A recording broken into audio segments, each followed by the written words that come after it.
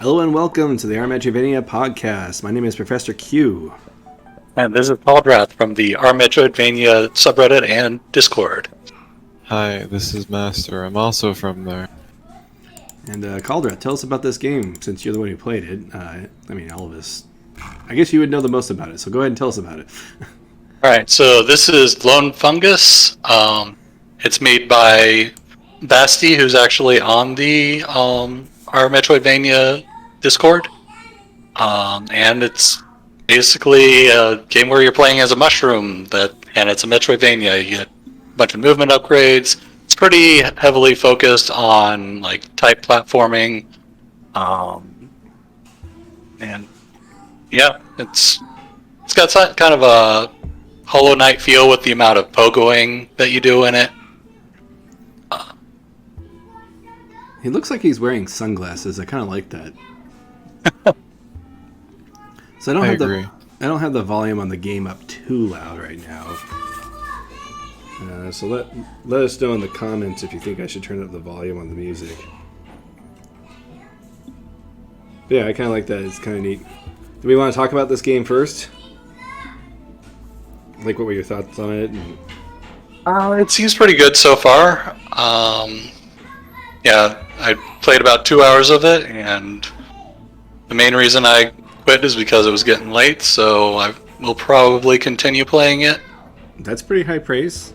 I only quit because I had to. Not because you're frustrated or bored. Those are good things. Yep.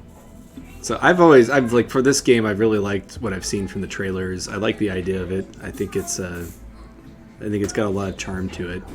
And it has that combination of gameplay styles that I tend to enjoy. So excited to see how it develops. I'll probably get distracted by, even though this is a podcast night, I'll probably get distracted by the footage a lot tonight. Oh, yeah, this is also the Kickstarter early access version. So it's not quite available to the general public yet, but should be soon. And it's actually got a pretty good amount of meat on it. I was going to say, you played it for 2 hours, which is a lot for a demo. Usually I expect about half an hour to 45 minutes on demos. Especially for Metroidvania games, which usually run about 10 hours tops. Yeah, like, he's been working on this for a while, and it seems like it's got a lot of work into it. I remember seeing a map, and it's got a lot of area to it already. Well, that's very good. Any hints on what the theming is going to feed into, or is it just kind of a goofy excuse to have platforming? I think it's just a goofy excuse to have platform. There's not really any plot. Well, there are some like things that you can talk to, but like this thing right here. But it's not really saying much of consequence. It looked like it was mostly telling you where the item was, rather than this item was wielded by the mushroom of the past, or anything like that. So yeah, that slash is reminiscent of the Knight's slash from Hollow Knight. Looks like it has the usual. Wow, found the secret passage already. It has good game design principles there. There was the tutorialization of the power there, the forced tutorialization. I always like seeing that. Yeah. And otherwise, it does seem to have a like kind of old school sensibilities to it. Yeah, no, it's kind of hypnotic to watch too. I'm going to try not to let myself do that. In fact, I might have to move a window above the footage so I don't get distracted by it. But yeah, if you like what you see, check it out. I don't know. I don't think there's any way you can support the game at this point anymore. But of course, you can always add it to your wish list on Steam. Let me confirm that that's the case before I say that. Yeah. Okay. I have a wish list. It is on Steam, so yeah, you can add it to your wish list on Steam if you like what you see.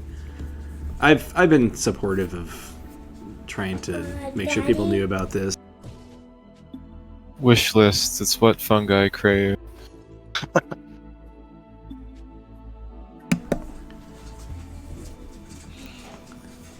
Yeah. So, well, shall we move into our first topic? Might as well. Perhaps.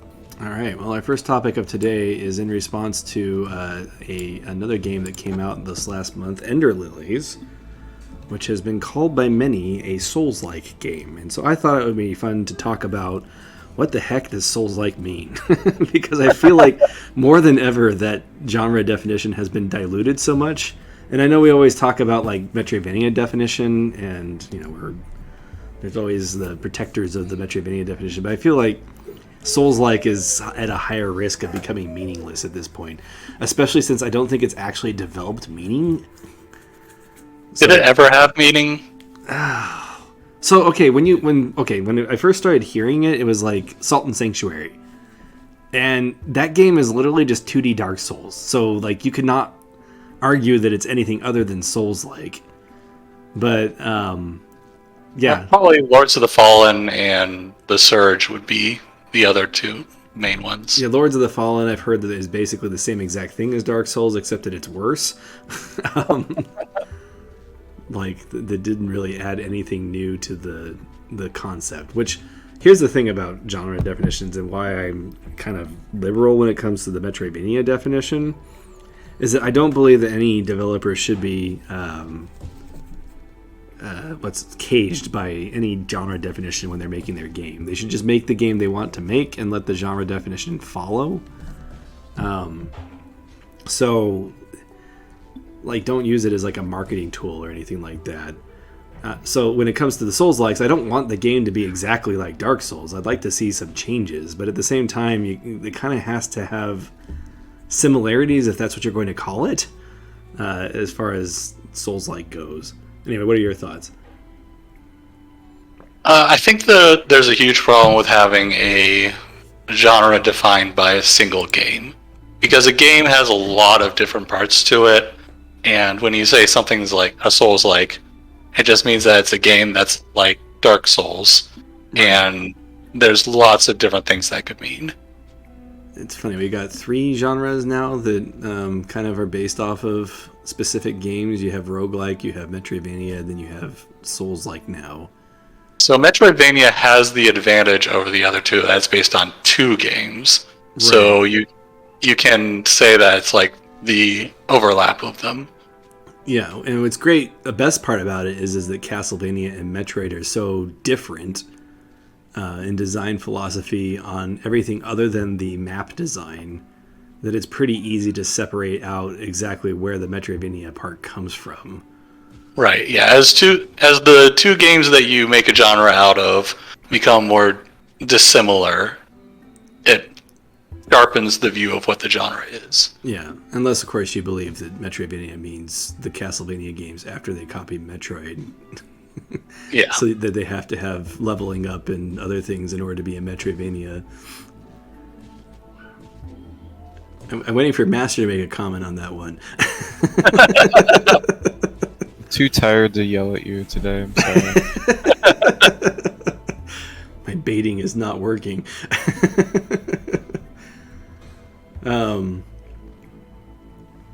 Anyway, so if you were to define Souls-like, how would you define it? And I'll give my answer after you guys give your answers. Like Dark Souls. Like Dark Souls.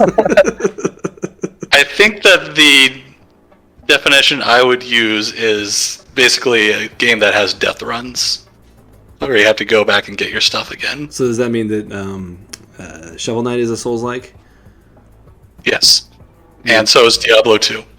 Diablo 2 is a Souls-like. I like how so maybe that's an idea. Instead of calling it a Souls-like, maybe we should find another game that's similar to it and then like combine those two, like a Soul Diablo or something.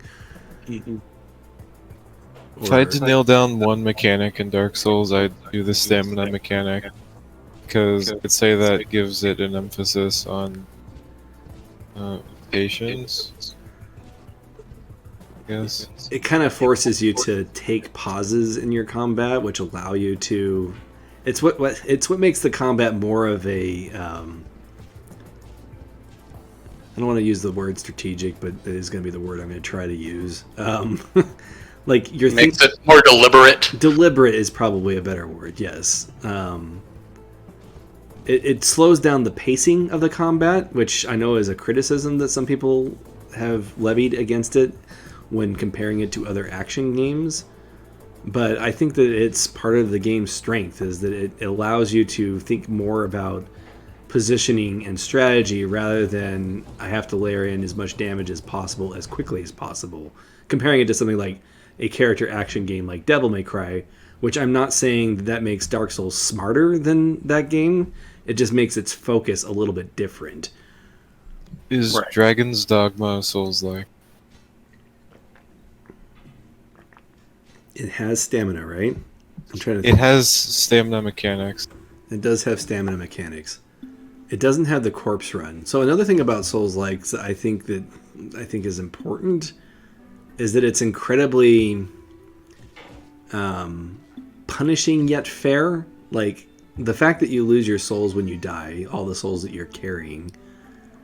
I don't know. I feel like the system's actually less punishing than yes, like a traditional save system. If you compare it to Metroid or Symphony of the Night, when you die, you lose literally everything since the last time you were at a save point, which is actually incredibly dire.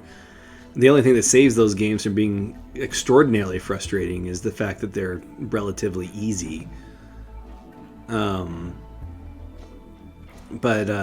I think it's more fair, in my opinion. However, and we're going to talk about this a little bit later, thanks to loss aversion, there are people who look at the soul loss as, oh no, my game is now broken, and I feel like I can't recover from this.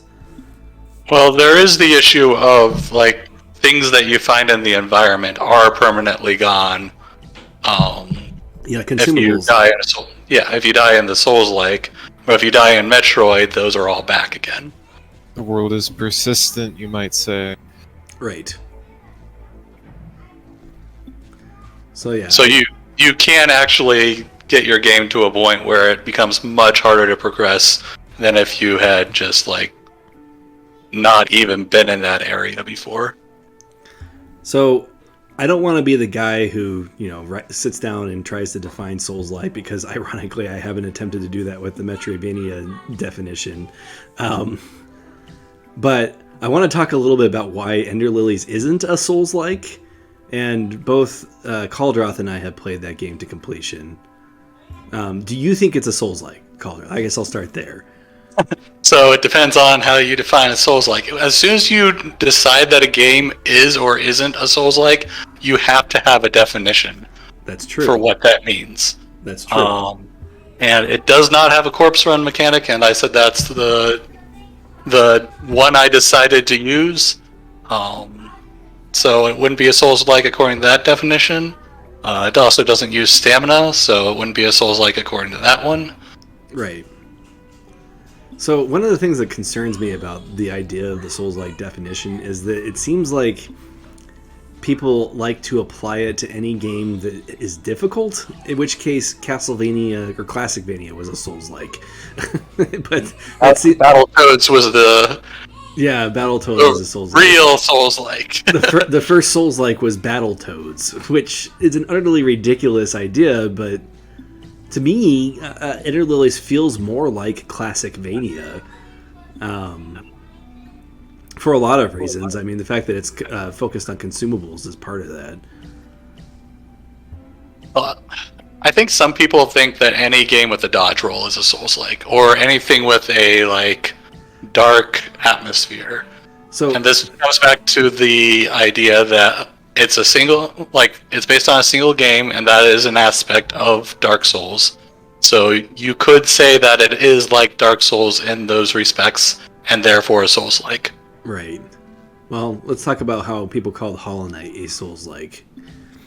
It has a corpse run, therefore Souls-like. Therefore Souls-like. It has lore. Yeah, so does Ender Lilies. That's probably one of the other reasons why people compare it to that. So, people were like, I've heard the argument recently that the story in Ender Lilies is the exact same as Hollow Knight. What are your thoughts on that, real quick, Cauldrath, before we continue with the thought? It is very similar. There are a lot of similarities, but there's also a lot of similarities between Hollow Knight and Dark Souls as far as the story is concerned. So all three of the games, and Vigil of the Longest Night for that matter, all have a very similar plot. Like if you're looking at directly at the plot and not the actual story, which is around the characters themselves, they have a lot of parallels. But is the story what defines a Souls-like? That seems kind of crazy. Is there any genre defined by the story that it tells? Well, there are story genres, so that's true. If it's not depressing, is it really a Souls-like? They're all depressing. Vigil's depressing. Ender Lilies, spoiler alert, has a happier ending than all of these other examples, but I felt like the ending of Ender Lilies, is so, even the happy part of it is so inconsequential to the overall scope of what happened. The scope of what happened and what's left behind, sure. Yeah. I guess that's true. However, the outlook is a lot better than, Dark Souls, where you're kind of screwed in both endings. So it's a question of whether, in Dark Souls, your character is screwed, but the, environment isn't as screwed, whereas Ender Lilies is the opposite. I don't know, is the environment... what do you mean by environment? Like nuclear fallout type environment? Like the trees will live on, or... the general population, everybody's basically undead in Dark Souls. Well, they're undead. They still have existences. They can still have pursuits and dreams and stuff. As long as they don't go hollow, sure, I guess. But in Ender Lilies, isn't everyone just dead? Everybody's pretty much dead in Ender Lilies, at least in that kingdom. But here's the thing, though, is it's just that kingdom that you experience. Who knows what the outside world's like? Of course, you can make that same argument for Dark Souls. But you're not, positively affecting the outside world either. So let's go back to Hollow Knight. Is there a happy ending to Hollow Knight? I'm pretty sure that kingdom is pretty screwed, too. I mean, you got your small village of people that seem okay. Yeah, it seems like it's slightly more positive than Dark Souls, and pretty similar in how the ending works. Yeah. In any case, I'm going to argue that all three games have very different stories, but that's... If you're looking at directly just the plot, they're all post-apocalyptic kingdoms that were caused by some, singular, person who caused the problems. Like Gwyn decided to kill the dragons and start his Age of Fire, and then that created a situation where he could not sustain his ideals. And to be honest, out of the three of them, Dark Souls kind of has the most positive outlook of them all.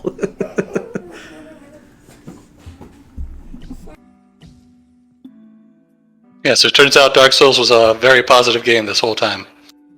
One could argue that you're making the world worse if you subscribe to the Age of Man theory. I'm sorry, what was that one more time? If you subscribe to the Age of Man theory, you could argue that your character is actively making the world worse. You could, or you could say he's making the world better. I mean, part of the ambiguity of that ending is that you don't really know, what's going to happen in the Age of Darkness.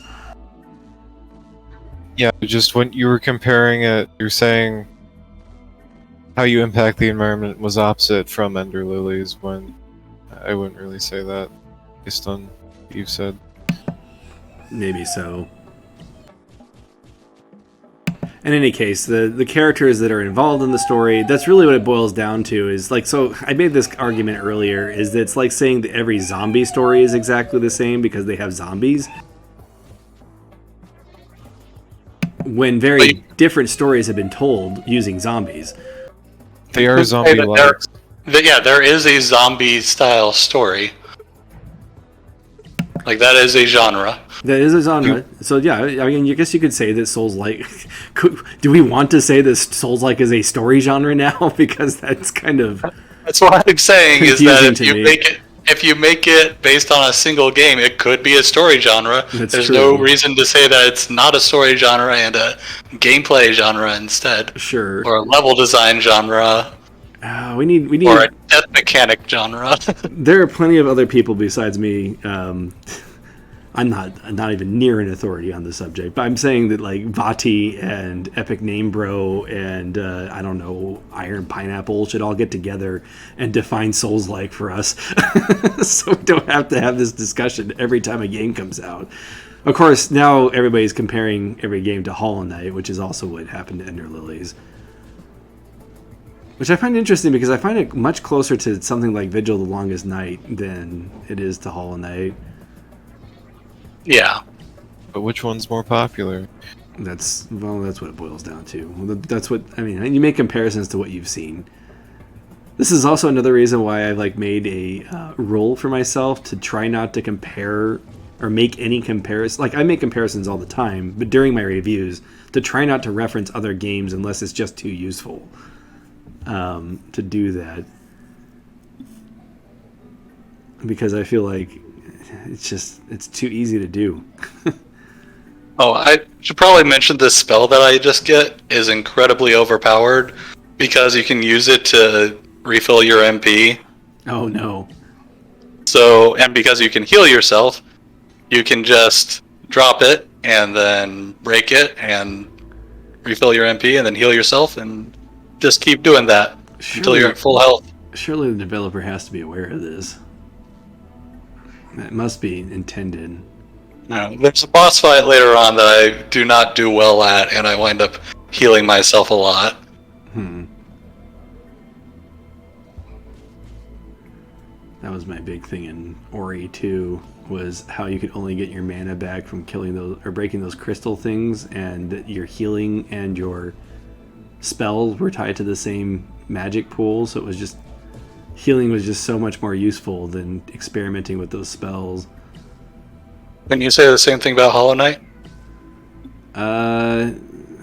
So here's the thing about Hollow Knight's implementation of that. First off, you get your magic back by hitting things. So there are plenty of situations where, because it takes so long to heal, blasting a spell to get the fight over as quickly as possible is generally better. Now, with that said, the first time I played Hollow Knight, I rarely used my spells because I was kind of stuck on that idea. But here's another thing, is that the spells, and when I say spells, you get what? Three spells that you can cast? I think you get like one for every direction. The giant Hadouken fireball thing is super powerful, like, compared to your initial nail. Now, I don't know if the damage scales with your nails, so that could become irrelevant until you get that upgrade later on. But at least at the beginning of the game, it just destroys things, making it worth using. And then you can always just hit things to, as long as you keep at least one heal in there, you can always just hit things to get your magic back. So I don't know. I felt like there was a little bit more, choice there. So is this just allowing you to see the pathway before you go for it? Yeah. That's actually kind of a neat feature. That's actually one of the problems with the platformers, is that you kind of have to have a little bit of trial and error when you're going through it. So that's actually a really interesting solution to that problem. As you can see, it didn't help me as much as it should have. So like in Hollow Knight, when you heal yourself, it's a third of your magic bar, right? And when you use the spell, I think it's also a third or possibly half. I can't remember. Yeah. Anyway, I actually did not use the spells nearly as much as I should have. Whereas in Ori 2, when you use the healing spell, you use one, bead or whatever, and then that healed you for 3 HP. It's like insane number of hit points. It's just, I don't know, I felt like it was a little bit economically imbalanced. But we've completely changed the subject now. Also, does the healing yourself like you do in this game, does that make it Hollow Knight-like now? Are we gonna make that a genre? Is that? I guess you could. It has pogoing and it has healing using MP that also casts spells. So when we first started calling games Souls-like, I was really supportive of the genre idea because I'm like, I like Dark Souls. I'd like to see more games like Dark Souls. At this point, though, I'm like, we should just not have a Souls-like descriptor. What really needs to happen is we need another game that's looked at as fondly as Dark Souls that we can use as like a second genre to make a like overlap. To make it overlap? That's hard to imagine, though. Like, some people are like, oh, Soulsborne, and it's like, those are not different enough. No, they aren't. They really aren't. I think we just need to not use Souls-like because it's dumb. That's what I just said. But it does feel like a lot of times genres are just like, people want to be like, oh, there's this game I like, what genre is it? And then they like, assume that every other game that would be in that genre is like the game they wanted to play in the exact same ways that they liked it. So like Hollow Knight, people are like, oh, I want to play more games like Hollow Knight. What is it? Oh, it's a Metroidvania? And then people will assume that the definition of Metroidvania is everything they like about Hollow Knight. Yes. So this is one of the reasons why I was supportive of the Souls-like genre, though, is that, like, what other genre do you put Dark Souls in? Just action RPG? That's such a wide umbrella. Like, Diablo fits into that, and Dark Souls and Diablo couldn't be more different from each other. But they both have corpse runs. That's true. If a game is similar to Dark Souls, people will make it very clear that it's somewhat similar to Dark Souls, even if it's only a little similar. So I don't feel like labeling this theoretical game a Souls-like doesn't really matter, because when people look up games like Dark Souls, they're probably gonna find it anyways, and without that specific keyword. Sure. Now, okay, well, I agree with you, Master, that we probably shouldn't even have a Souls-like genre.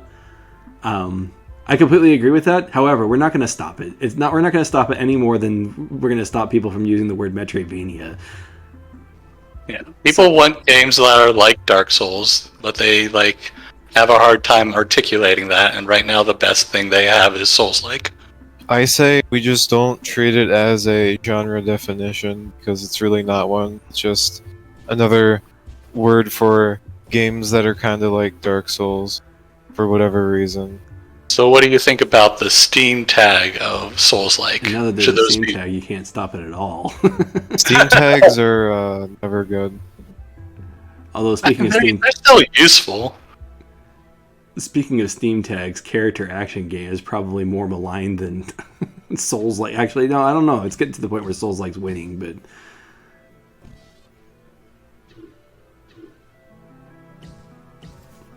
so what about Zelda-like? We use Zelda-like a lot. We use Zelda-like to describe Metroidvania games a lot. Right, I still wouldn't call Zelda a genre, but it's a useful way to say, hey, this game is kind of similar to Zelda in some maybe easily definable, maybe not easily definable ways. So I'm going to call it a Zelda-like. I have a feeling that Zelda is a lot easier to define than Dark Souls. Or a Souls-like game. I think the biggest problem I have with the Souls-like genre is that people associate it with difficulty, and therefore anything that is difficult is now a Souls-like. And that's what bothers me, is that difficulty has been around since the beginning of gaming. In fact, it was probably more difficult at the beginning because they were just trying to suck quarters out of you. Right. But I feel like that's probably the main reason why people call Ender Lilies a Souls-like, is because it is more difficult than your average Metroidvania. To me, it feels more like an Igavania. I feel like a game with like that much focus on iframes has a very different feel. You think so? Maybe. Well, the combat feels very different to me. Sure, but Igavania games have all had just kind of differing combat styles. But yeah, I mean, the comparison to Classic Vania is a little bit off because of that dodge roll, I suppose. I don't know. That's sort of like, okay, so I was talking to my friend earlier this week, and I was talking about the fact that the reason why the Metroidvania definition includes can't have dungeons so often is for the explicit purpose of excluding Zelda from the genre. Yeah. We kind of just made that up because we don't think Zelda is a Metroidvania, therefore we have to come up with a reason why it's not, and it's the dungeons. And when you think about it, though, that doesn't seem to work because you could make the argument that there are dungeons in Super Metroid, or the entirety of the second half of Castlevania. Well, I think it's a percentage of dungeons. When I say Castlevania, I mean Symphony of the Night, but I'm sure we all knew that. Yeah. I'm fine with excluding Symphony of the Night from the definition. That's just me. Where's that Sarah? Well, excluding dungeons also allows him to exclude Ori from the definition. That's true. Which I think he's more excited about. I don't know. But when you start doing things like size measurements and things like that, that's the hardest thing about defining a genre is where do you draw the lines? Yeah, like genre definitions should have like some quantifiable value so you can say how closely they fit. I don't know. I mean, it's pretty hard to do that for a genre definition. Yeah, and here's the thing, is I think a good number of people who like Metroidvania games will also like Zelda. Now, that's not a absolute generalization, but I think that is a useful generalization. I like Zelda. I like Metroidvanias. I am one example. There's a large overlap in people who like Dark Souls and Metroidvanias. Right. There's a large overlap of people who like the Ys series and Metroidvanias. Yes. That doesn't mean that they're necessarily the same thing. Right, Well, but I think he's right. It is a useful comparison to make. Even, like, I know several exceptions to this rule, but it's still worth thinking about. Sure, and even within the Metroidvania genre where you can't argue that they're not Metroidvanias, like Symphony of the Night and Super Metroid, you're going to have people who who are split on liking those games too because of their individual elements. And I think that's a beautiful thing.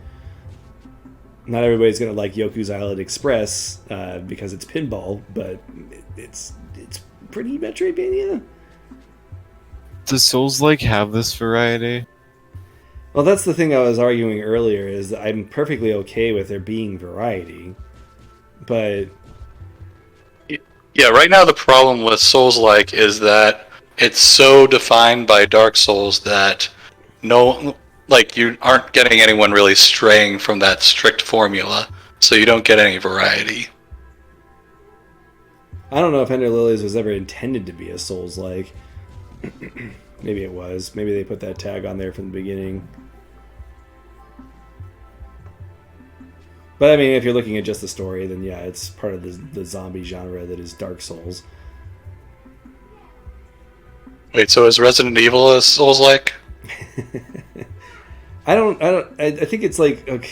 That's the funny thing about it, is that like, it's funny that there's 4 different games that have used a post-apocalyptic kingdom like format for its storytelling, and then they all have that kind of ambiguous, have to pay attention, read between the lines, lore dispersal method, item descriptions, and etc., enhancing the experience. What games other than Souls-likes do that? Metroid Prime. So Metroid Prime is a Souls-like. Okay with it. To be honest, it seems like that ball that you summon should cost magic. But then it would be really, really annoying when you're trying to get places and having to wait for it to refill, a la Bookbound Brigade.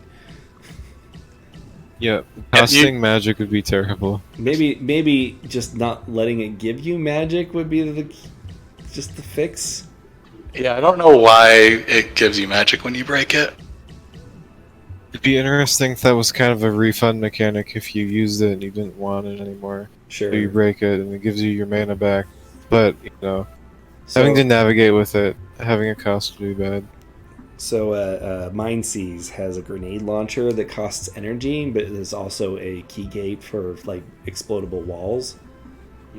And when you are out of energy, it just fires a weak grenade, which also does damage, but it does suboptimal damage compared to other options at that point. How can you have a suboptimal orb? Like, Subop- what is the orb doing that's not allowing you to get other places? Yeah, I know. I'm not saying that that's the solution here, but I just thought it was a neat way for them to have an energy costing ability gate tool while still managing the combat balance. And yes, I don't really have a good solution to this other than just make it so it doesn't cost mana or give you mana anymore. How about this? How about it has a refund mechanic when it costs mana, but when you run out of mana, it doesn't give you any mana when you kill it.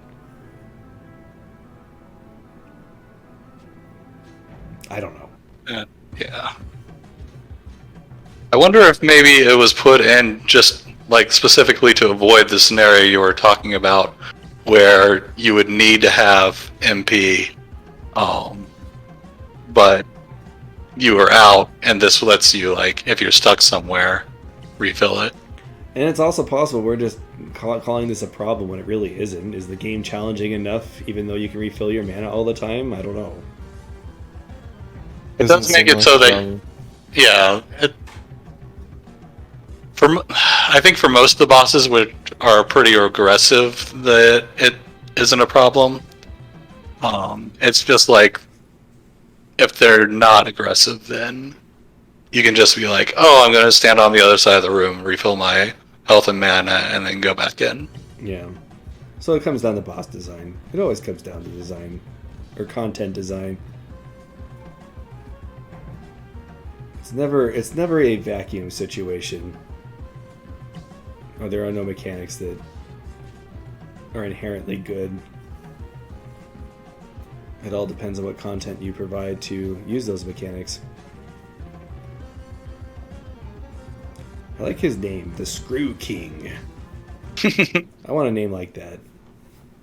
I don't know what my kingdom would be, though. You'd be king of the screws, I assume?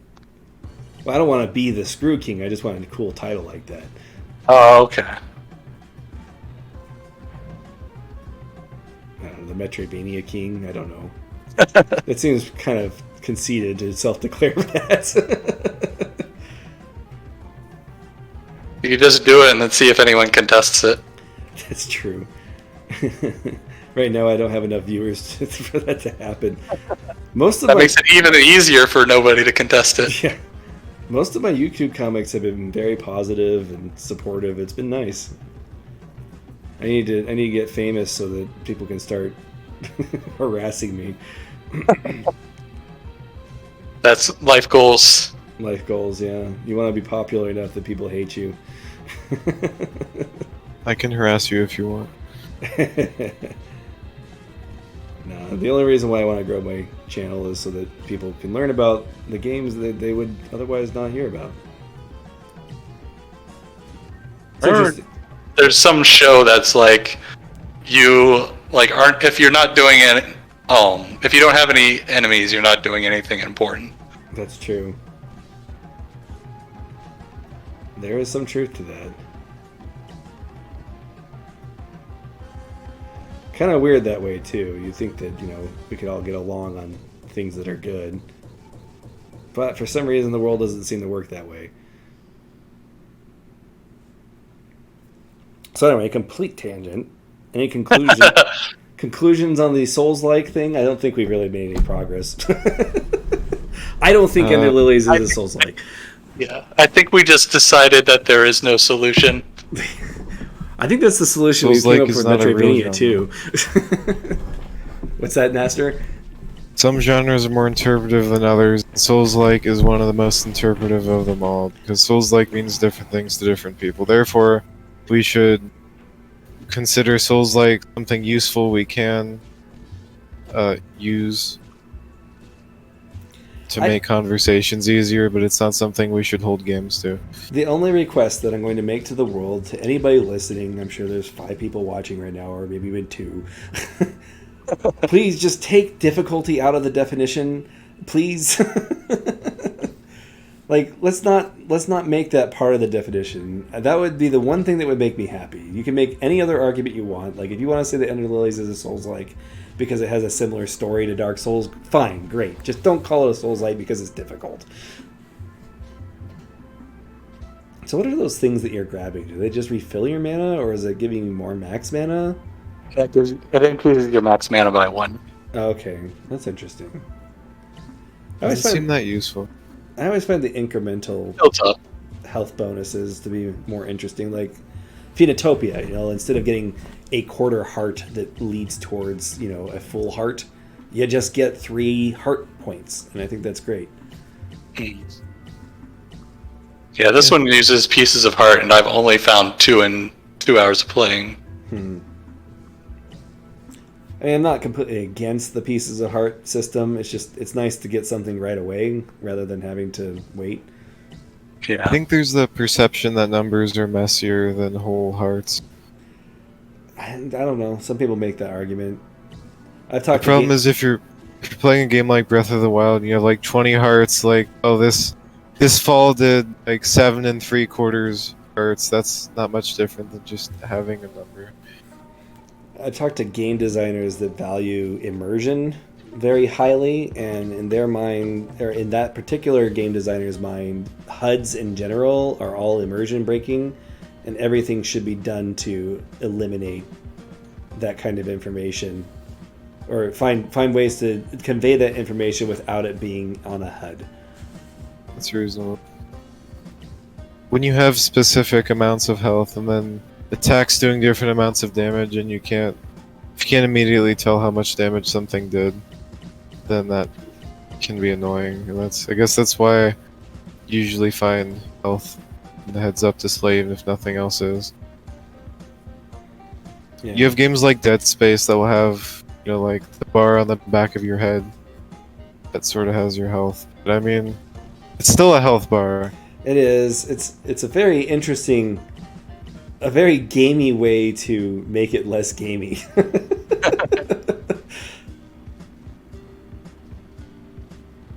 It's funny. I had a friend who was praising the fact that the game did it that way. I'm like, but it's not really different. It's just you can. Just where you put it.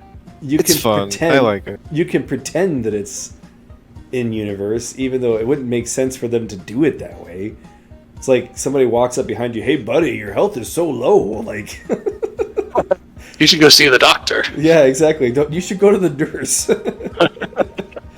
Maybe you can't see your own health, but people behind you can. Right. So that way you're forced to go to the doctor. But you think? Yeah, actually, Isaac wouldn't be able to see his health bar. Right. That's He the probably funny has his part own about heads-up it. display. It's a cool helmet, I'm sure. Also, like, if he was a fighter, now I know he was an engineer or whatever, so maybe it makes sense for that, but like, if he was like a warrior, wouldn't you want your health bar to be as concealed from your enemy as possible? Like, the ability to see your enemy's HP is like one of the most useful tools in any game that has it. Anyway, that's just a goofy thing. I don't even know how we got on that subject. Hey, health bars are fun. That's a good topic. Anyway, don't make difficulty part of the Metroid, or part of the Souls-like definition. It just doesn't make sense. Oh gosh, I had a cousin who would call Dark Souls a roguelike because he's like, roguelites are difficult and therefore Dark Souls is a roguelike. I'm like, what are we doing? Just stop calling difficult games any genre. Difficulty is not a trait of any genre. Period, okay? Or if there's the genre of... Yeah, okay, casual is... Yeah, you could have a genre for difficult game. Is You casual would a just genre? call it. Well, okay, there's sort of a genre of casual, family-friendly games that child can play. Sure, but you could usually put them in a different genre definition, right? Like board game or, match 3, hidden object. Maybe. You don't have to say that casual is a genre. And family friendly doesn't necessarily mean easy. Yeah, exactly. You've seen through my tricks. But yeah, I think casual does mean like at least there's like low punishment for failure. Sure. Yeah, I think that's the biggest thing is that it does everything it can to avoid frustrating the player, even though Candy Crush can be the most frustrating game. Well, it gives you the tools to avoid being frustrated. They just cost money. That's true. It's casual wallet sharing. I had this conversation earlier too. I hate how much marketing has to do with making you feel bad and then offering to take away the bad. Like, I saw this ad earlier on TV watching Jeopardy, and it was like somebody wiping down their kitchen with toast and like other gross things. And then they said, well, you could just buy our paper towels and wipe away all that gross Who would residue. resort to toast? What the? Hey, if you're out of everything else. Well, no. The point was that they were they were wiping food residue everywhere to make you feel gross looking at it, and then offer a solution to the gross sure. feeling, Oh, that's which was one of my, buying their paper towels. that's one of my favorite tactics for mobile game ads, is they show somebody failing at a really obvious puzzle game, and they're like, "Can you do better?" And I'm like, "Yeah, I can," and I'm not downloading it to show you. But that's what they're trying to get you to do, is like, I could do better than that terrible person in the demo. I mean, you're not thinking you can do better than the person who's rubbing like buttery toast all over their microwave. I know, I sure Like, that's just explicitly to gross you out. Yeah. But no, making people feel bad to make them want your product is actually probably one of the oldest sales tactics in the book. I heard a story, I don't know how true it is. Someone went to a third world country to build a factory and paid all the people there, and they all quit the next day, or they didn't come back to work the next day because they had made more money their first day than they would have needed in a lifetime. So he bought them all catalogs, and that got them coming back to work. Now, I've heard this story. I do not know where it came from. If anybody out there wants to get the etymology of that, then I don't know if the etymology is the right word. That's completely the wrong word. The history behind that. I'm sure it's a Snopes thing, but in either case, it's an interesting story that rings true. Seems like it could be possible. Yeah, I've heard this story. Speaking of sales tactics, something else people like to do is to give you something briefly and then take it away. This could also be called loss aversion. Or drug dealing. But yes, loss aversion. Okay, let's define loss aversion. Do you want to define that, Master? No. I kind of just did. It's where you have 87 mega elixirs and then you don't want to use any of them because you might need them for the boss that might exist after the final boss. So one of the reasons why I wanted to talk about this week is because I played another Final Fantasy VI mod, and there's a boss that. So I was playing at low level to try and get. If you played the game before, there is a reason why you would want to go through the game at low level. So I was playing at low level, and I was trying to beat the last boss I needed to beat before I could finally start leveling up. And it starts off the battle with a spell that deals massive amounts of damage to you if the last digit of your money is divisible by any of your character's levels. So for instance, if your money was, the last digit of your money was 7, then anybody who is level 14 or 21 would take the massive damage. And my characters are level 14 and my last digit was 7. And so I need to find some way to change that digit, and I didn't want to do any battles because I was trying not to level up. And one way you can get 1 gold is by selling an elixir. And this was the hardest thing for me to do, even though I would never use that elixir. I don't know why, but that's what loss aversion is. It's this idea that losing is worse than winning, or I guess, sorry, trying to avoid losing something is more important than winning something. So in this case, it was beating that boss was contingent on losing that elixir, and beating the boss would reap greater rewards, aka progress in the game, if I had just used this elixir. But I just did not want to give it up because I ended up doing it because I had to just turn my brain off to it. But Not to get sidetracked, I'm assuming this is RNG manipulation and not an actual game mechanic. it is an actual game mechanic, and it is not RNG. Oh my god. It is not RNG manipulation. How's it going on Unknown V2? That is what level question holy does, is that it uses the last digit of your money to determine who it targets.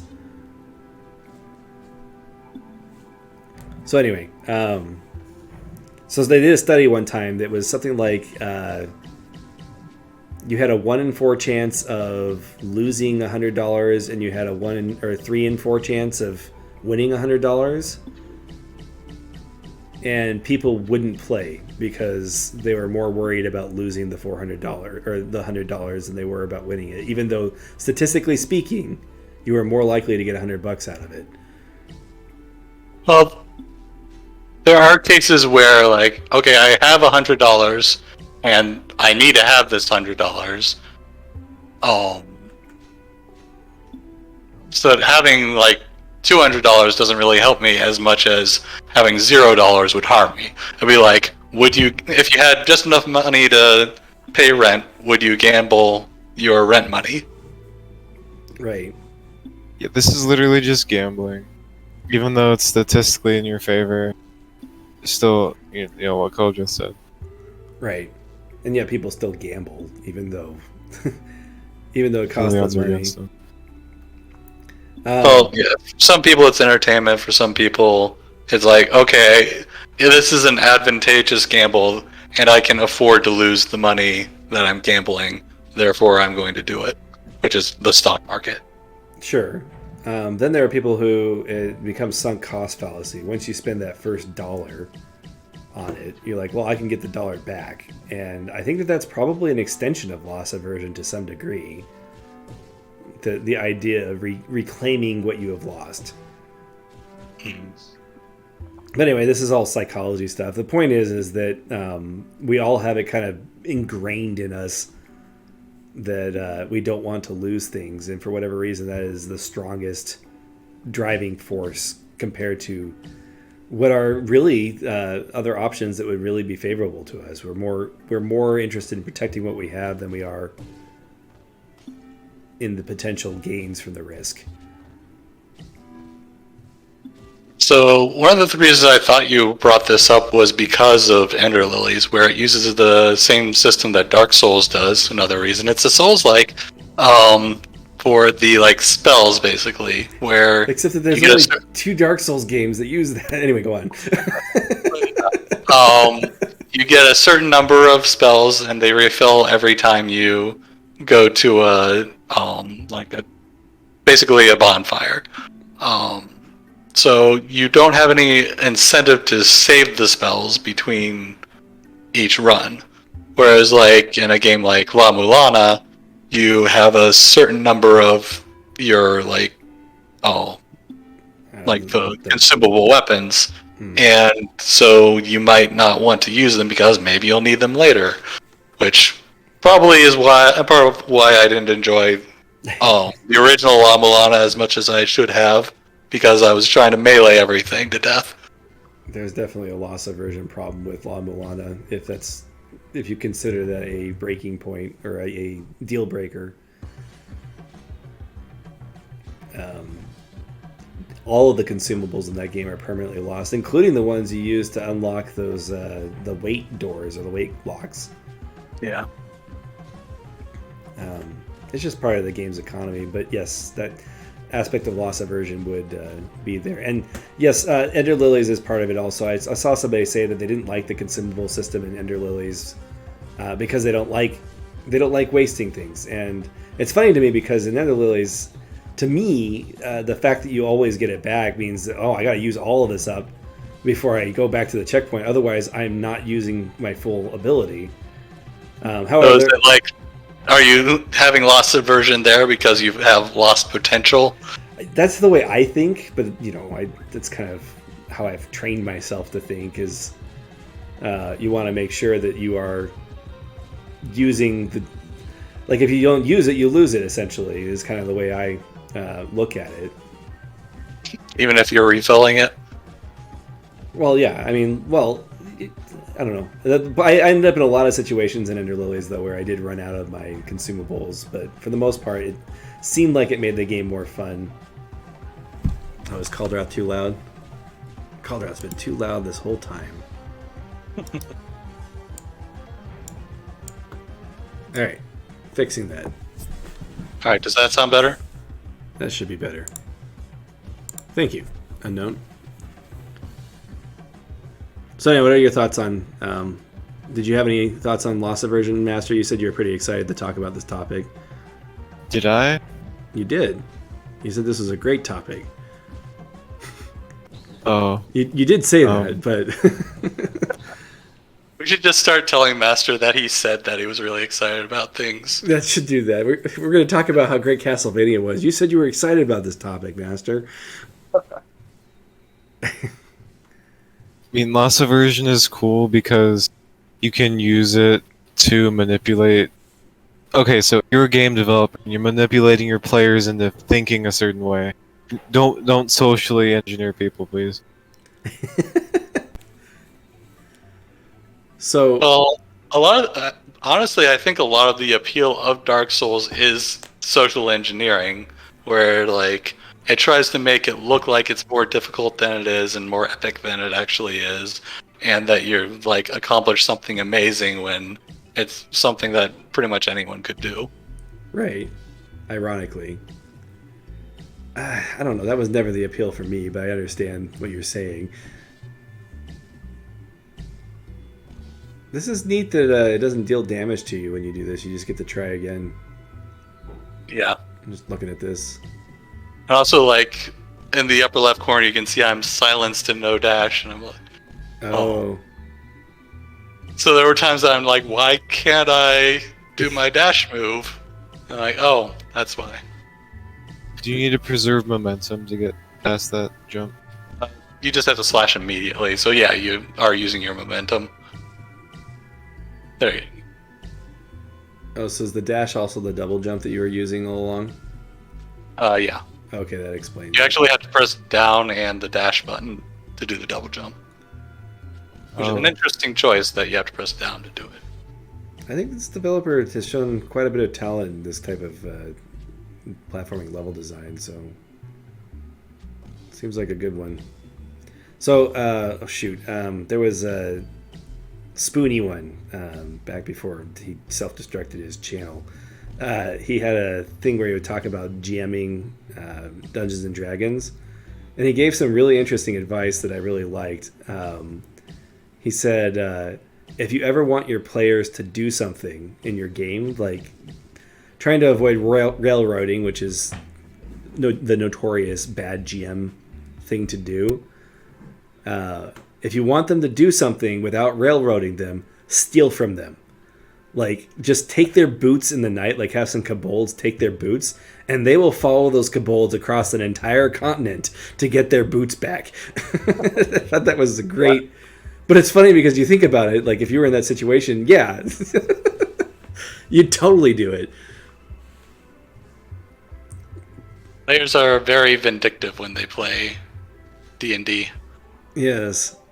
It's really funny, and it works every time. It's just great.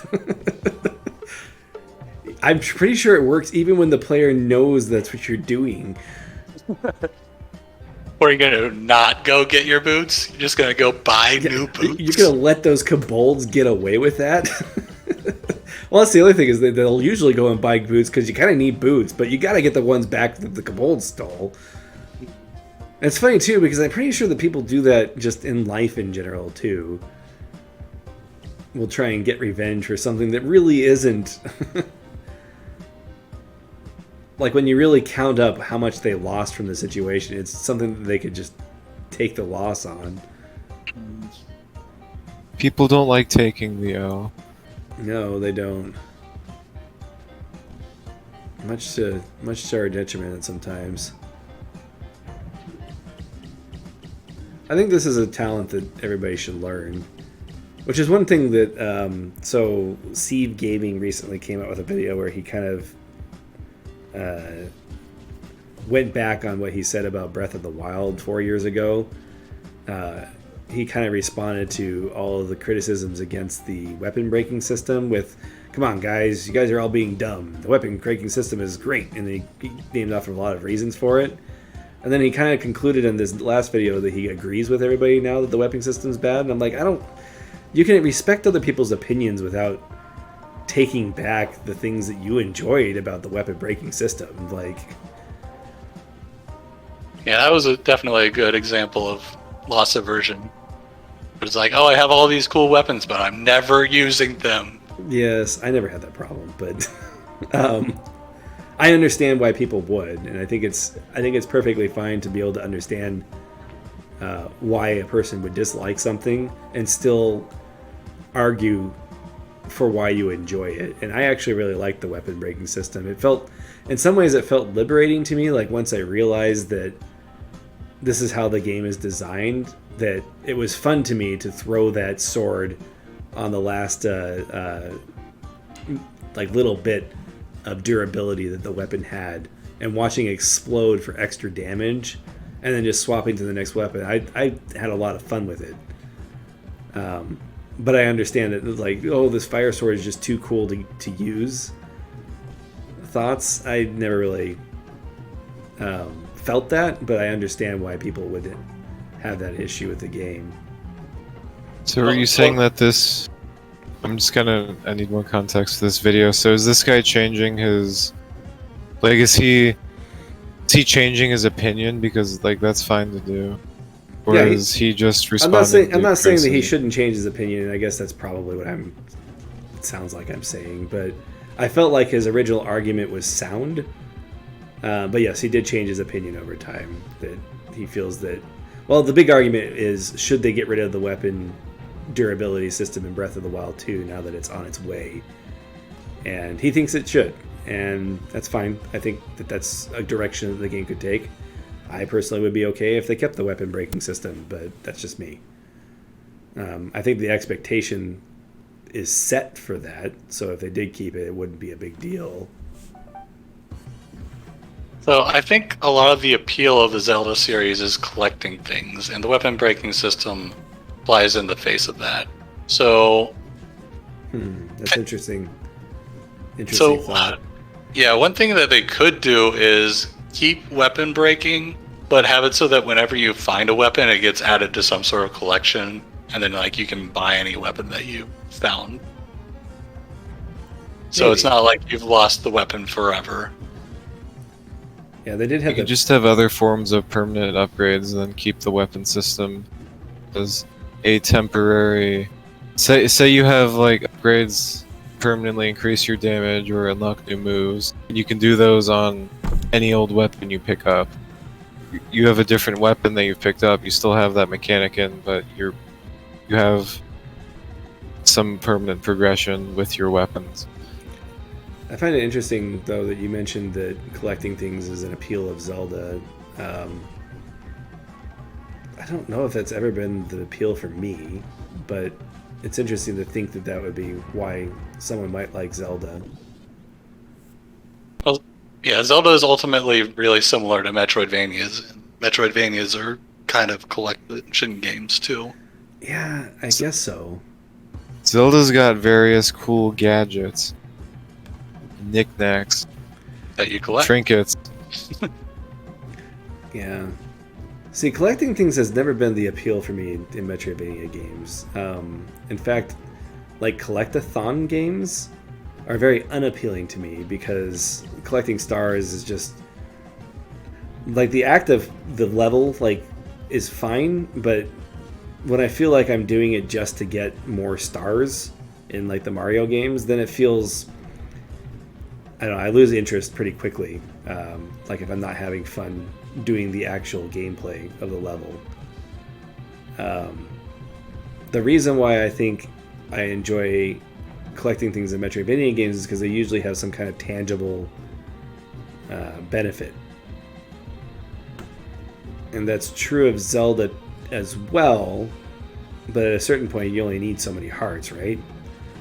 No. Never enough. Never enough. Gotta get them all. Let's see. So I have a quick question about this gameplay. Did you not notice you could hit the yellow projectiles for this whole fight? So he's been hitting I them. I do hit it into it once, and I never actually like. I think that's the way you're supposed to do this fight, but I didn't realize it until afterwards. There's actually areas where it kind of tutorializes you having to hit the projectile or hit those bouncy things into things. But I wound up reaching the boss without hitting any of those points. So Classic. Unknown says it depends on the collectible, like if they're for upgrades or if you get rewards. And I don't know, like 100%'s not been a thing that has been important to me for a long time. Although I have enjoyed doing it in the past. Like, okay, so again, like when it comes to doing 100% in Metroidvania games, it's like the Mario effect. If I am enjoying the gameplay and it's just fun to get the things, then I'm perfectly okay collecting them even though I don't technically need them. Like, for instance, I really liked getting the coins in The Messenger.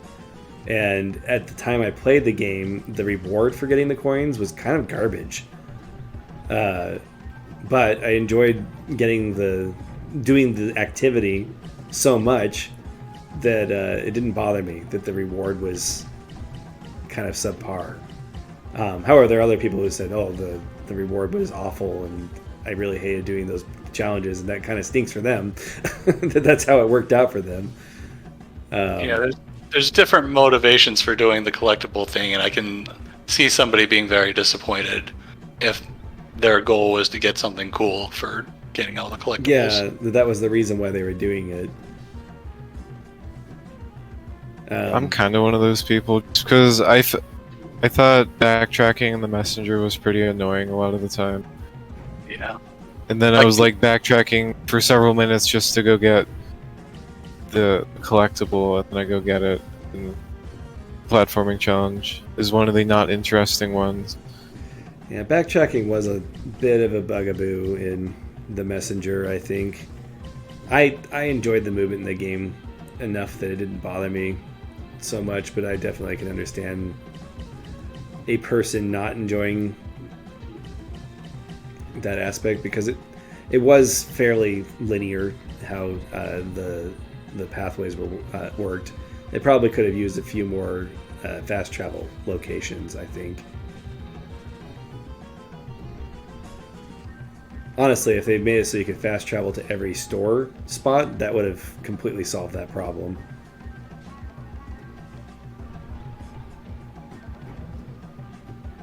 But anyway, we've completely digressed. So loss aversion. It's so okay. How does everybody here feel about the weapon breaking in Breath of the Wild? Do you think it should be preserved, or is it something that Nintendo should just completely avoid this next time? It sounded like we were trying to argue for keeping it, but how do you actually feel about it? I don't have a super strong opinion on it. I mean, just depends on how Breath of the Wild 2 actually is gameplay-wise. We still don't know that. That's true. If they went like a more traditional Zelda sort of route with dungeons, then clearing dungeons with breakable swords, maybe if you don't have a source of them, that would be annoying. As far as people being disappointed with Breath of the Wild, I feel like the lack of like the real true Zelda-like dungeons was the bigger factor that disappointed people. There's also no like real ability upgrades. Yeah, I mean, you had the what is it, the Birdman's power that makes you jump higher. You had that, Yeah. but that was basically it. And that's never really necessary. I know a lot of people were saying it'd be really cool if they added the grappling hook to the game and you could just grapple mountains. Yeah. So it'd be like Just Cause. Open world Zelda. The game looked kind of movement focused, at least with Link flying through the air in the brief gameplay trailer we saw. I don't know, when you do an open world game, you always have that dilemma of you want the player to be able to go anywhere, but you also have to have some kind of growth, or you just don't have that growth at all and find something else to motivate the player to explore things. Yeah, like ultimately it's pretty similar to Skyrim, and that game had RPG elements, whereas Zelda had like you could get more health and stamina. Yeah. And after a while the stamina doesn't really matter. Like as soon as you can get everywhere you need to go, you don't need any more. Oh, I always maxed out stamina first. But that's Well, yeah, you start out getting stamina so you can get everywhere you need to go. But then once you get enough of it, you don't really need any more. See, I always looked at mountains in these games as not as gates but as invitations, and I will always for some reason I'm like, okay, I gotta get over here. What's the hardest way to get there? And that's how I'm going to do. So I was always climbing mountains in Zelda Breath of the Wild. I hated the rain. I felt like rain was a terrible mechanic. The only really bad mechanic in that game, in my personal opinion, is the rain really just did nothing to add to the experience other than, oh, I guess I have to wait now. Is it because it took away your ability to climb things? Yes, although I don't know if that's loss aversion. Loss aversion is generally when you have something and you just won't give it up, regardless of the costs.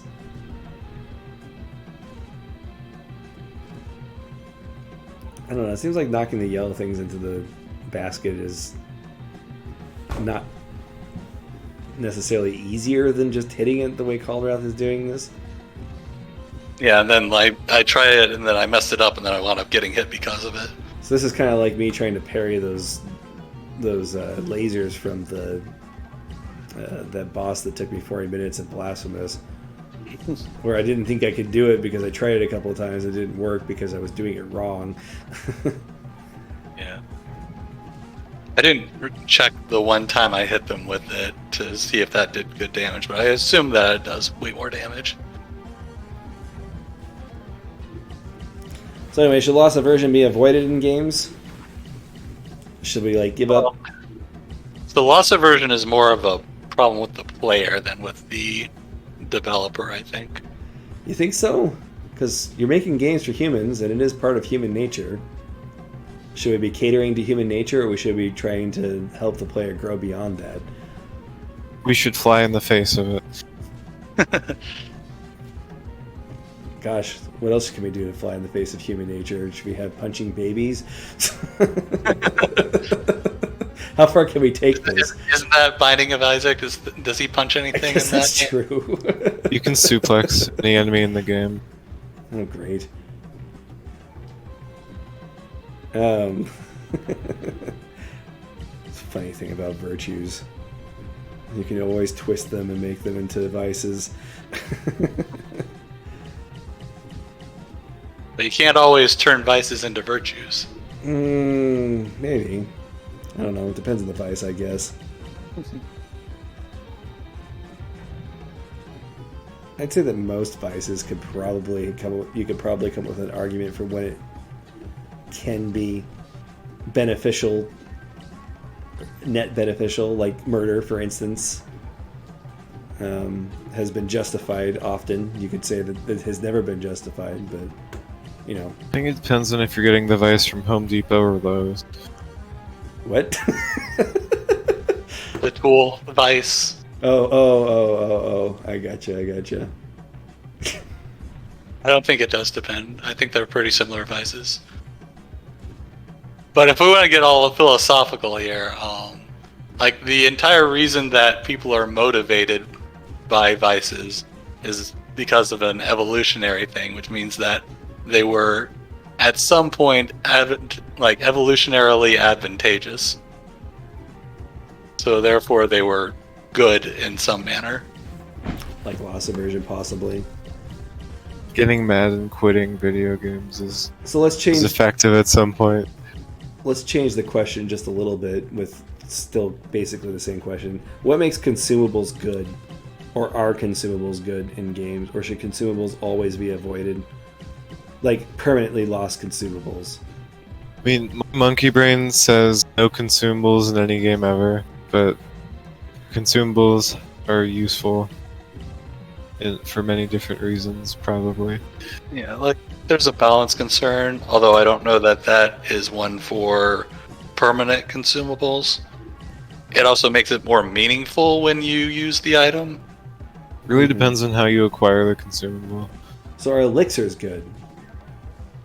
I think the big problem with elixirs is that there's too many of them, but they're still limited, so it doesn't really mean anything when you use one. Like if there's like a single instance of an item and you use it on a like certain boss fight, then that becomes meaningful. So there's a game that I really like that everybody hates, and that's Xenosaga Episode 2. And in that game, you could not buy items. You could only find them. So anytime you used an item, so basically every item was an elixir in that sense, that it was just completely rare. So anytime you used an item in battle, it just represented that every battle going forward could possibly be more difficult. But the combat was also extremely strategic and very, very easy to mess up. So, like when you used an item, like every character had like an emote that they would, voice thing, like "Don't waste it" when you use the item. And I don't know, there was something about using items in that game where it felt like the situation has become dire enough for me to use this. And there's something about that I found appealing. Most people don't like. Go ahead. It sounds like the game was actually feeding into loss aversion with those voice lines then. Yes. Yeah, it was. I think that the entire game was practically based around, or the battle combat system was, or at least the items aspect was based around that loss aversion idea. Now you could beat every combat through your strategy, and that's, I don't know. As far as battle systems go, I want to play the game again because it has been like 12 years since I played it. It has to be at least that long. But I remember when I played it, I was really impressed by it. But most people remember Xenosaga 2 as the one that they apparently lost their budget, and the story is kind of weird and disjointed and whatnot. But I actually really liked the way the combat system was done in that game, at least. It's a game that if I were to make a JRPG, I would study that game because I found a lot of interesting things about it.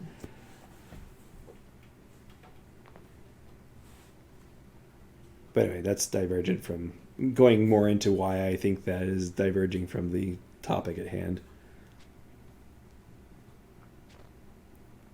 Well, yeah, it seems like it's a game based around loss aversion, so I think that was on topic. Well, at least that part was. But I mean, if I'm talking about the plot and the reasons why Xenosaga was bad, or 2 was bad for people. But anyway, so consumables in Dark Souls, like the Humanity? Humanity is actually not a bad example. However, humanity is pretty plentiful in Dark Souls. The game. One of those things that's like plentiful, but it's rare enough that you aren't sure if you're going to be able to get more of it. It was one of those items that I never used because, who knows if I'll be able to get more of it.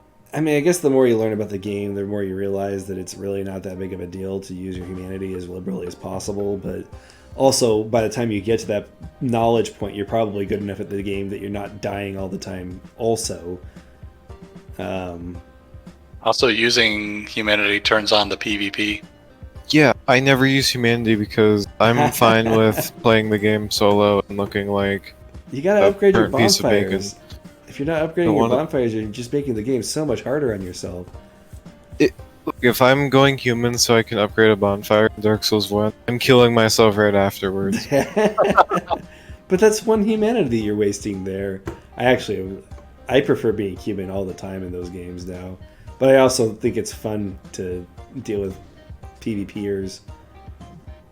I don't. Have you seen the amount of hackers? I guess. It's more of Dark Souls 3. I don't know how the situation is in Dark Souls 1 right now. So is it more that you don't want... So this is actually probably on topic with the loss aversion thing. Is it more that you're annoyed by the fact that they're getting satisfaction out of beating you? Or what's the biggest hang-up for why you don't want to see PvPs? Well, it's not like I always hate PvP.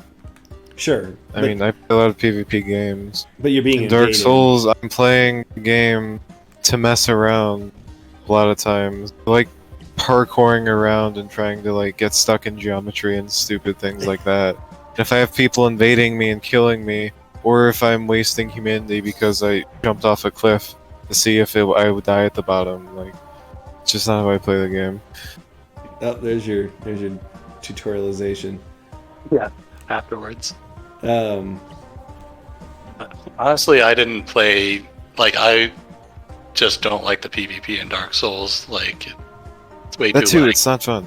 so It's it's super laggy as well. It's more that you don't like changing the subject from what you're already doing. Well, okay, if I had the option to play Dark Souls PvP standalone, like as its own game, I would not do that. Because I don't think Dark Souls PvP is particularly enjoyable. Oh, so you just Especially- hate the PvP, period. I consider it basically unplayable if you fighting someone with a high amount of ping difference, because it's a game about timing. It's about and, backstabbing, really, like, but Yeah, getting backstab teleports souls. and parrying. You do not parry when you would normally parry an enemy. You have to like compensate for how laggy you think someone is sure. with your parries. And as far as I know, there's no way to set ping limits. So, I never really got into PvP in Dark Souls, but I always played in human form. Now, one nice thing about these days is that you really don't have to worry about being invaded for most of the time. When it does happen, though, I've had some fun experiences with it, so... Also, hackers can break your save file. Maybe? I mean, I've seen it happen a little bit. I've been teleported around, yeah. But I don't know, how common are hackers these days? I don't think I've run into a hacker since Dark Souls 1 Prepare to Die edition when you had the really crummy client-side setup that they had. Dark Souls 3 was the one that I probably did the most PvP, and I actually kind of enjoyed the PvP in Dark Souls 2. I played a little bit of that. I never PvP'd in Dark Souls 1. Dark Souls And, 2 supposedly has the best PvP from people I talked to. 3 just had a lot of... When I played it, I encountered several different types of hackers, and it was not enjoyable. Interesting. Though actually some of it was enjoyable.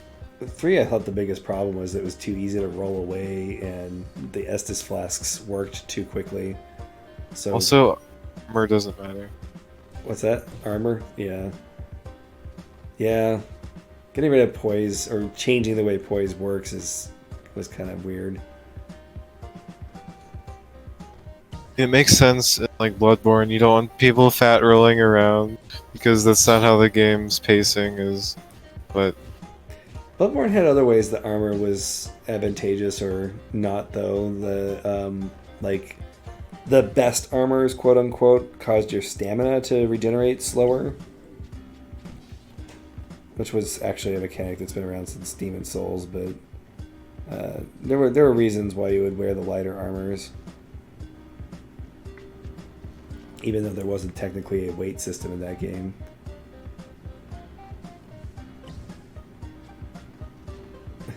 I like the way you're thinking here, Cauldrath, on this part. I'm not sure what's intended for you to do here because I'm not familiar with your bouncy ball. Yeah, I'm not sure if I'm doing the intended thing. And actually, I feel like there's a lot of times in this game where you just have a ton of freedom, and that's something I actually really liked about it. I was about to say, I think that's a good thing. I always find it more fun to do things in what I think is the unintended way than it is to do it the intended way.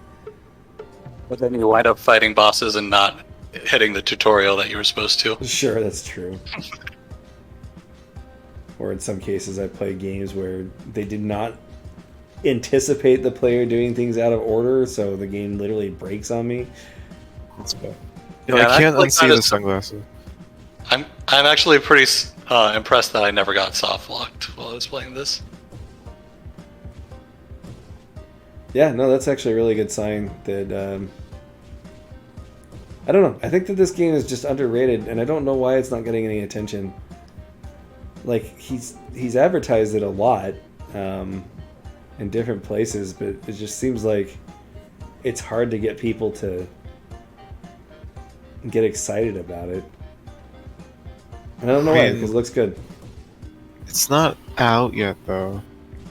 Sure, but like I don't know, like Crowsworn is being really hyped, and is because it looks just like Dark Souls. You mean Hollow Knight? Or Hollow Knight? Yeah, that was the other thing that they're saying. It was too much like Hollow Knight. Goodness gracious, people, just play the games and stop making comparisons. So you're saying that there shouldn't be a Souls-like genre? I said that earlier. But we can't stop it. It's like Metroidvania. The only thing you can do is just accept it and just discuss ways that it can still be useful. Or just be angry about it all the time. Anyway, I don't know. I mean, I would not be surprised that Crowsworn is an actual Souls-like in my personal definition of Souls-like, because Unworthy was very close to a Souls-like. Oh yeah, same devs. It is the same dev. Did Unworthy use stamina? I think it did. Gosh, how long has it been since I played that game? I want to say it did. Maybe it didn't. I just bought it, so maybe I'll try it out and tell you. You should remind me. It does have the corpse run. It does have the corpse run. But it also has a leveling system on top of the corpse run, which I thought was interesting.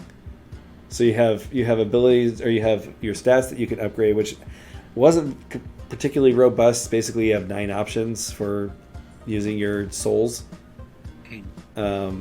And then you also had a leveling system where you just got better as you played, which the developer put in there because he wanted to make sure that players wouldn't have too hard a time in the long run. Basically the same reason why they added leveling to Castlevania, was to help players out. So. Yeah, leveling is kind of a way that you can do dynamic difficulty. Yeah, or mitigate the difficulty. Then you have people like me who get to the end of Order of Ecclesia at level 25 and spend 2 hours trying to beat Dracula. Oh, you just played it on hard. Basically. I actually think I did end up going and leveling a little bit before I came back after a while. There's a sunk cost fallacy for you. It's like, no, I'm getting closer. When I actually kind of hate having the option to go level up, because there's always the question in my mind whether or not should I just continue to get good, or should I go and actually just, or can I even beat this without going and leveling type thing. As it turns out, you can beat any game without leveling up. It's just whether or not I was willing to go through the time needed, the amount of HP I had to burn through. Yeah. For my own sanity. Question at that point of whether it's a good experience to beat it at a low level or not. Sure, yeah. Or you could just look up a guide and figure out some equipment that would take you less time than just plain leveling up, and then go and gather that instead. Order of Ecclesia, though, I think I just got to level 30, and that was enough. Just a little bit. On my last playthrough. This is why getting 100% in these games is actually or in Castlevania games is actually helpful, because when you do that, you're usually high enough level that the rest of the content isn't a challenge anymore. Well, that's kind of a problem with Metroidvanias, is Like, there's this incentive to 100% just because, like, you want to consume all the content, but then when you do that, then it makes the game way easier. Depends on And the that game. might not be the experience you're looking for. Right. Depends on the game. Then there's an environmental station alpha where you have to get 100% to even stand a chance. I like that approach. Yeah. I felt like Ender Lilies didn't. I was level 85 when I beat the game, and I felt like the boss had some bite to it. Of course, I still had 15 more levels I could have gained, so maybe it would have been too easy if I was like level 95 or something. Who knows? It's not that I rush things, it's just that, I just don't feel like killing enemies sometimes. I apparently rush all the Castlevania games because I beat them in like 5 or 6 hours. Yeah, that's usually what I beat them at. I beat Aria of Sorrow the first time in 4.5 hours according to the in-game clock. And then I spent... Then in the Discord, someone will always be like, "What do you mean you didn't spend 3 hours grinding random enemies?" Yeah. What, you didn't get the Chrysogram? Oh gosh. I still think that was funny. My last playthrough of Symphony of the Night, I'm like, I'm not going to get the Chrysogram, and then I got 2 of them. I'm like, well, I've got 2. I've got to use them. Wasn't even trying. Not sure if I don't think I've I did ever use used the both of them. Chrysogram. Though I've Yeah. used a similar... It's In one of the other Castlevania games, I used basically the Chrysogram. it's fine. It's not like it deserves the infamy it has, but it's not like you gotta get this weapon. It's so fun. It's just kind of like, yeah, you kill Dracula fast, but other builds kill Dracula fast, so it's not particularly useful. What's his name? Garmolf? The secret boss that's harder than Dracula. In any case, I think it's about time to wrap up for the night. Does anybody else have any other thoughts before we call it? I do have one more thing to ask before we end this. Sure. Is Dark Souls 2 a Souls-like? Yeah. Why wouldn't it be? What it if does many things differently from the other Souls games. I don't know if there's enough. So from a gameplay perspective, I don't think there's enough to say it isn't a Souls-like. Are you talking about like the story, perhaps? It fundamentally has different level design, and Oh, sure. a lot of people would say that Souls-likes, part of their appeal is that they have a cohesive, interconnected world. So this is the problem with using difficulty and quality as genre definitions, is that Oh, do you think the hub and spoke design is a strictly like worse design, and therefore it's a measure of reduced quality compared to the interconnected one? no, because Demon Souls did that, and Demon Souls is the first Souls-like, right? Is it? Oh, is it not Souls-like until it's Dark Souls? Is that what we're saying? Well, when people say Souls-like, they generally are referring to Dark Souls. That's just because Dark Souls is the Symphony of the Night of the of the genre. It's just the one that made it popular. So, if a Dark Souls 2 clone basically came out, like, would people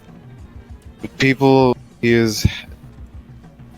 are looking for Souls-likes, would they want that over something close to Dark Souls 1? I feel like the games are different enough to provide different feelings to whoever's playing it. I would agree. I think that is a very wide subject, though. Comparing the Souls-like games, maybe we could do that for our next discussion. Because I can go on for hours, and I don't know. I've changed my mind on Dark Souls 2 so many times. When I first played it, I was defending it, and then I hated it, and then found reasons why I like it, and then people like it most for the PvP, and I think I understand that, even though I've never really played Dark Souls for the PvP, or the Souls-like games for the PvP. But I don't know. Overall, I'd say that it's similar enough to Dark Souls 1 in spite of the spoken hub. I actually think it's the most Metroidvania style level design of the Souls series besides Dark Souls 1. Like Bloodborne, I think, is less than Dark Souls 2. And then Dark Souls 3 is like, was not even do Metroidvania anymore. In fact, Dark Souls 3 doesn't even have spoken hub. It just has a linear path for like more than 50% of the game. God, I hate Dark Souls 3. We should... Oh, we could have Dark Souls 2 as our backup game. It would take 2 years for us to get through it. Dark Souls 2 is so freaking long. I think the bigger thing that sets Dark Souls 2 apart, not besides the level design, like level design wise, I understand it. I just don't like it. I don't think it's that much different from Dark Souls 1, other than Dark Souls 1 just does a better job at using its assets. But I think the bigger thing about Dark Souls 2 is that the leveling system is what really sets it apart for me. That it's really, really balanced. And because of that, I never really felt satisfied with any of the builds that I made. And that's a whole other subject. Gosh. Or sometimes a game being balanced makes it worse. I don't know. It's... Hey, some people actively argue that about, especially the recent Binding of Isaac update. A lot of people at first hated it because it nerfed some overpowered items. And people wanted to be overpowered from one item. Yeah, I think that was in Final Fantasy Tactics. The original was completely unbalanced, and they balanced the later ones, and everyone hates them. Yeah. It's, no, I guess those are two subjects we can talk about. We can talk about the benefits and the drawbacks of Souls-like design, and we can talk about is balance, or what makes balance good, what makes balance bad. Look for another time. Yep. In fact, next time we talk, I think we should probably do that. Next week is Let's Play week, I think, though, so we get to watch Master suffer. I just realized loss aversion is this when an item you like gets nerfed, that's loss aversion. Yeah, in a way, yeah. That's why buffs are better than nerfs. That's a whole other subject too. Related. Loss aversion is the Dark Souls of human psychology. Whoa. Anyway, that is it for this week. Thank you very much for watching, and we'll see you next time. Bye.